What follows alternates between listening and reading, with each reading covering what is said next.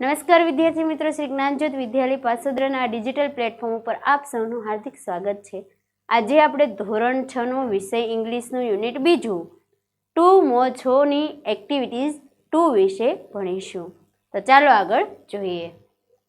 અહીં આપણને બી આપ્યું છે કે અહીં પણ બે ફકરાના વાક્યો ભેગા થઈ ગયા છે. તે વાક્ય સાંભળો અને વાંચો અને વર્ગ સમક્ષ રજૂ કરો. જૂથ કાર્ય કરી બંને ફકરા જુદા પાડો.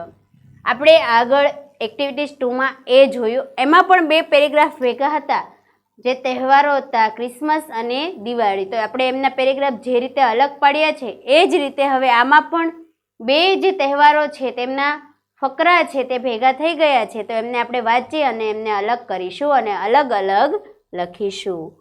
તો પહેલાં આપણે એકવાર વાંચી લઈએ. તો લખેલું છે કે we celebrated the world environment day on last 5 June.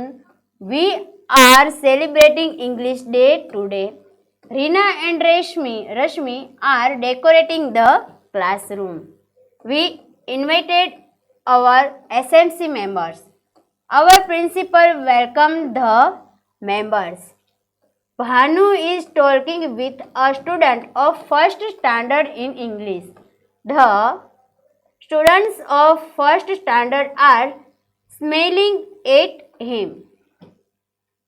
We planted spelling, we watered them. The saplings are growing now. Our garden is green now. અહીં આપણને એક એન્વાયરમેન્ટ ડે અને એક ઇંગ્લિશ ડે, બે ડે છે એમના વિશે અલગ અલગ માહિતી આપી છે. પણ અત્યારે અહીં ભેગી થઈ ગઈ છે તો આપણે એમને અલગ કરીશું, અલગ કરી અને અલગ અલગ લખીશું. તો અહીં નીચે બંને ફકરા છૂટા પાડીને અલગ અલગ વાક્ય નોંધો. તો આપણે નોંધીશું અલગ અલગ વાક્યો. પહેલું છે we celebrated the world environment day. તો અહીં આપણે કયો લખીશું પહેલા? તો એન્વાયરમેન્ટ ડે લખીશું.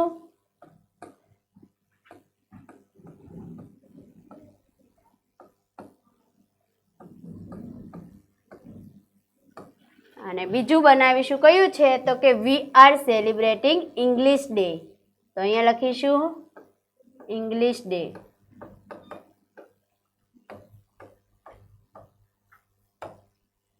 તો સૌ પ્રથમ શું લખીશું? તો કે we celebrated the world environment day on last 5th June. તો અહીંયા લખીશું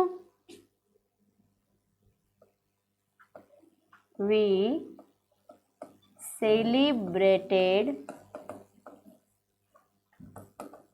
the world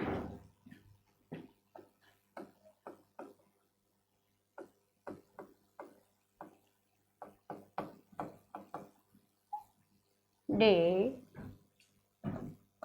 on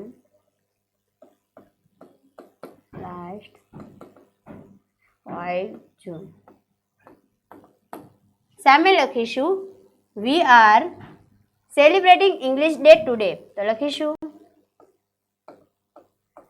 we are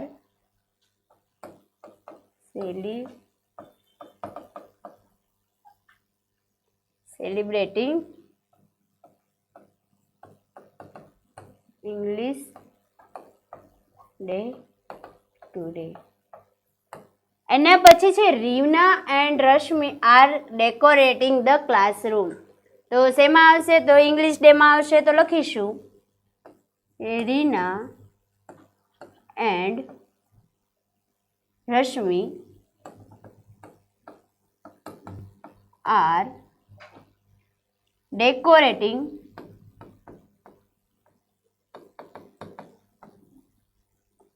the classroom.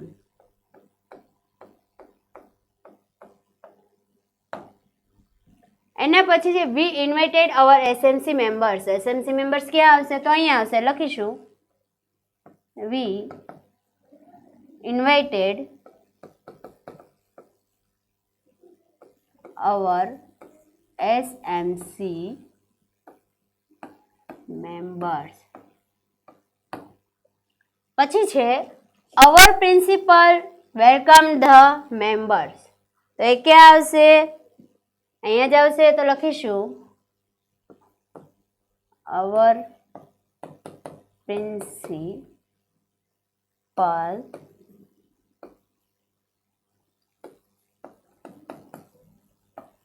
Welcome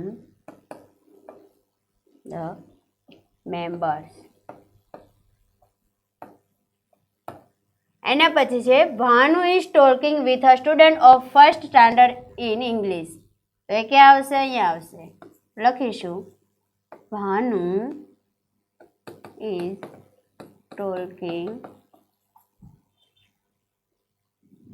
with a student of first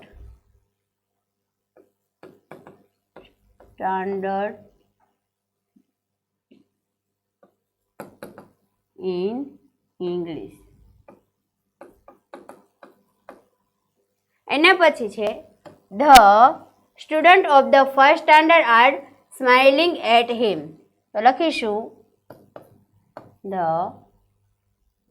students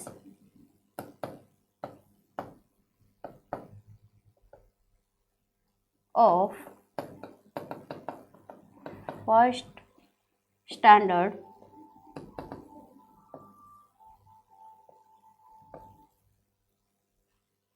are smiling at him. એના પછી છે we planted saplings. લખીશું we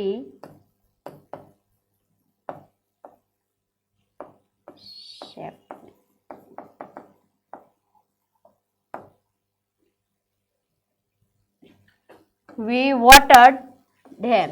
તો એ પણ અહીંયા આવશે. લખીશું we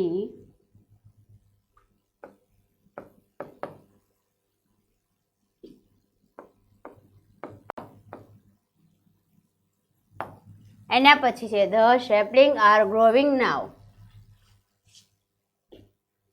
આગળ લખીશું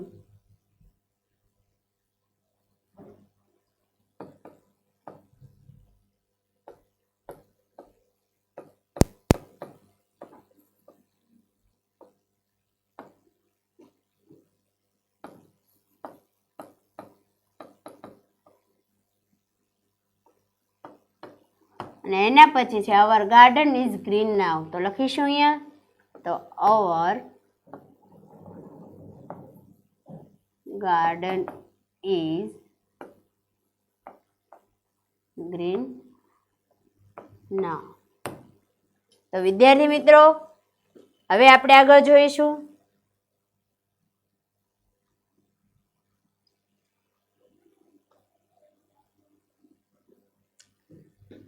આગળ છે એક્ટિવિટી 3. તો એક્ટિવિટી 3 શું છે? I check it. ચેક એટલે શું થાય? તો કે તપાસ કરવી. શું થાય? તપાસ કરવી. ઇટ એટલે તે. હું તે ચેક કરું છું, હું તે તપાસ કરું છું. એક અહીં સ્ટોરી આપી છે. એ સ્ટોરીમાં શું છે? તો કે એક એલિફન્ટ છે અને એક રેટ છે. એલિફન્ટ એટલે શું થાય? તો એલિફન્ટ એટલે શું થાય? તો કે ઉંદર થાય.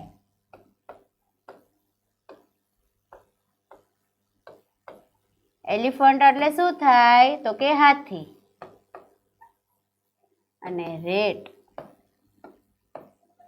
એટલે શું થાય? તો ઉંદર થાય. તો અહીં એક એલિફન્ટ અને એક રેટ એટલે કે એક હાથી અને એક ઉંદરની વાર્તા આપણને બતાવી છે, કહી છે. તો આપણે ચાલો જોઈએ. તો અહીં છે કે once there was an elephant. Once એટલે કે એક, વોઝ એટલે હતો, એન એલિફન્ટ. એન એલિફન્ટ એટલે શું થાય? તો કે હાથી.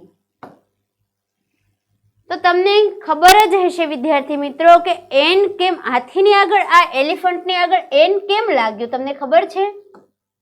તમે આગળ ભણી ગયા હશો કે સ્વર અને વ્યંજન. સ્વર જ્યારે હોય, સ્વર કયા કયા? તો કે એ, ઈ, આઈ, ઓ, યુ. આ જે સ્વર છે શું કહેવાય અમને? તો કે સ્વર કહેવાય. તો આ જે સ્વર છે એ જ્યારે સ્પેલિંગની પહેલો અક્ષર, સ્પેલિંગની આગળનો અક્ષર જ્યારે એ, ઈ, આઈ, ઓ, યુ હોય તો એમની આગળ શું લાગે? તો કે એન લાગે. અને જ્યારે વ્યંજન, વ્યંજન એટલે શું? તો કે બી, સી, ડી, એફ, જી, એચ, જે, કે, એલ, એમ, એન, પી, ક્યુ, આર, એસ, ટી, વી, ડબલ્યુ, એક્સ, વાય અને ઝેડ. તો આ બધા જ્યારે આ જે છે એમને શું કહેવાય છે? તો કે વ્યંજન કહેવાય. અને આ બધાની આગળ શું લાગે? તો કે એ લાગે. જ્યારે આપણે કોઈ નામ છે, કોઈ વસ્તુ છે દર્શાવવા માટે જ્યારે સ્પેલિંગના આગળનો અક્ષર જ્યારે એ, ઈ, આઈ, ઓ, યુ એટલે કે સ્વર હોય તો એમની આગળ શું લાગે? તો કે એન લાગે. અને જ્યારે વ્યંજન, વ્યંજન એટલે કે બી, સી, ડી, એફ, જી, એચ, જે, કે, એલ, એમ, એન, પી, ક્યુ, આર, એસ, ટી, વી, ડબલ્યુ, એક્સ, વાય, ઝેડ. જ્યારે આ અક્ષર જ્યારે સ્પેલિંગની આગળ હોય ત્યારે એમની આગળ શું લાગે? તો કે એ લાગે છે અને એમને વ્યંજન કહેવાય. અને આ જે 5 અક્ષર છે એ, ઈ, આઈ, ઓ, યુ એમને સ્વર કહેવામાં આવે છે. તો હવે તમને ખબર પડી જ ગઈ હશે કે આ એલિફન્ટની આગળ આ એન શા માટે લાગ્યું? કારણ કે એલિફન્ટનો પહેલો અક્ષર છે કયો છે? તો કે સ્વર છે. એટલા માટે શું છે? તો કે સ્વર છે. એટલે એના માટે એન આગળ લાગે છે. તો અહીં આપ્યું છે કે વન્સ ધેર વોઝ એલિફન્ટ. એક હાથી હતો. એલિફન્ટ એટલે મેં તમને હમણાં જ કીધું છે, એલિફન્ટ એટલે શું થાય? તો કે હાથી. એક હાથી હતો. પીપલ કોલ્ડ હિમ મોટું. પીપલ એટલે શું થાય? તો કે લોકો. કોલ્ડ એટલે કહેતા. હિમ એટલે તેને. મોટું. લોકો તેને મોટું કહેતા. શું કહેતા એમને? તો કે મોટું કહેતા હતા. Once there was an elephant. એક હાથી હતો. પીપલ કોલ્ડ હિમ મોટું અને લોકો તેને મોટું કહેતા હતા. હી હેડ અ ફ્રેન્ડ. ફ્રેન્ડ એટલે શું થાય? તો કે મિત્ર. હી એટલે તેને, એટલે હતો. તેને એક મિત્ર હતો. He was a rat. Rate એટલે શું થાય? તો ઉંદર. તે ઉંદર હતો.